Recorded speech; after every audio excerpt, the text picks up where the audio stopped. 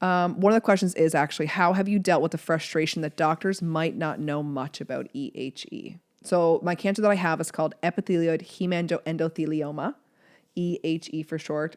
Obviously, super long name. It took me almost a full year to learn how to spell it. There are not many doctors that actually know anything about EHE, which is very frustrating and very challenging. When I go to my local hospital here in PEI, I could have a human first issue, an ache in my body, and they're like, oh my gosh, this girl's here. Like, holy crap, like her cancer spread. Like, this is really bad. It's scary. It's very scary for some people. We're very lucky that we have a sarcoma specialist in Toronto, Ontario, which is far away from us, about 2.5 hour flight away. But she calls me, we do virtual, we're connected to her that way. But the question being, how have you dealt with the frustration? I have dealt with it by pouring my heart and soul into fundraising. Like, it is not fair that I have been given a diagnosis that nobody throws money at. I don't have a common cancer like colon cancer, breast cancer. Government funding is there for them. Grant funding is there for them. They have massive organizations fighting for them. What about me? So we started the Just Live Fun Run out of an idea that somebody who followed my platform had said, hey, I'm a local runner. I'm a local PEI mom. I think it's a really good idea for you to do a run, and I'd love to help you. And I was like, thank you, whoever you are. This sounds amazing. And now she's one of my great friends, Alicia, and we're planning our 3rd annual Just Live Fun Run. We've raised, last year was $108,000. So my frustration comes out in my stubbornness that I'm going to make you know about EHE. I'm going to educate the world about EHE because I bet you it's only ultra rare because they haven't caught it yet. I lived my life for 5 years before my diagnosis with a hemangioma in my liver, and it was actually EHE this whole time. So I use my platform to educate people about their own symptoms in their body. Hopefully medical staff will see it as well. We've had a lot of doctors and a lot of x-ray techs and nurses CT nurses, like everybody in that space being like, thank you for this, like actually thanking us for giving a different perspective or explaining that a hemangioma might not actually be a hemangioma. So I think I use my frustration through my stubbornness to try to change the world. Mm-hmm. Yes, I'm one person, but I don't care. Yeah. I thought it was great that nobody knew any, for a very specific reason. Because when you were first diagnosed, the fact that it's super rare means that not a lot of people know what a really true prognosis is. Mm-hmm. And so there's two very, very distinct outcomes. Yeah. Rapid and acute, and chronic and, well, long term. That means the same thing, but at the same time, there was individuals that we had found that had been living with this cancer for decades, and there was individuals that we had found that unfortunately had succumbed to their cancer in a very rapid way. Mm-hmm.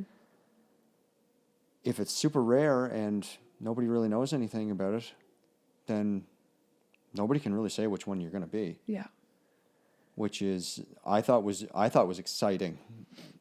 I wasn't very happy at the time. Obviously, I wasn't thrilled. I can remember that day so well. I was very doom and gloom. This is scary. This is terrible. I wasn't like, awesome, great challenge, awesome. Not at all. But at the same time, it's like, oh, well, this could take you out within months. Yeah. But it could have you around for decades. I can remember you going at this doctor. Like, we were sitting in his tiny little office. I was breastfeeding Hatton. At this point, he was probably 1.5 months, probably. Mm. And Ty, you were looking at this doctor and you were like, no, it's not 5 years, likely 3. Like, I've met people online. Like, you Googled everything. Like, from my moment I left that hospital, you were on that computer trying to read as much information as you could. Obviously, there was minimal. There's not a lot. But we found ourselves in a Facebook group with almost 2,000 members. We found a fellow Canadian who was living with EHE, who we did a FaceTime meeting with. She, at that point, had been living for maybe 5 or 6 years. Mm. And we saw that there was hope. Like we're like, there is hope for here. So stop saying the 5 to 3 years. Like there are other possible opportunities for Michelle. And he was like, no, her cancer's metastasized far too sorry. much. All of her lungs, all of her liver, her leg, absolutely not. I'm sorry, that's not going to be her. So when we left that room in Moncton and we drove home, we were heartbroken. And then the very next day, your sister arranged for us to have this meeting with the sarcoma specialist. And I remember opening up the computer and doing a FaceTime or like a video with her. And she's the most beautiful doctor too, like physically like beautiful and the most kindest heart. And she's like, hi, are you guys planning on having any more children? And we were like, what? Like, we just found out from this doctor yesterday that I'm dying in 3 years while I held my newborn baby. And now you're asking me if I'm going to have more children? Like, who are you? Like, what is this? And she's like, no one knows. Nobody truly knows what's going to happen with you. That's why I want you to just live. Hence my journey to just live.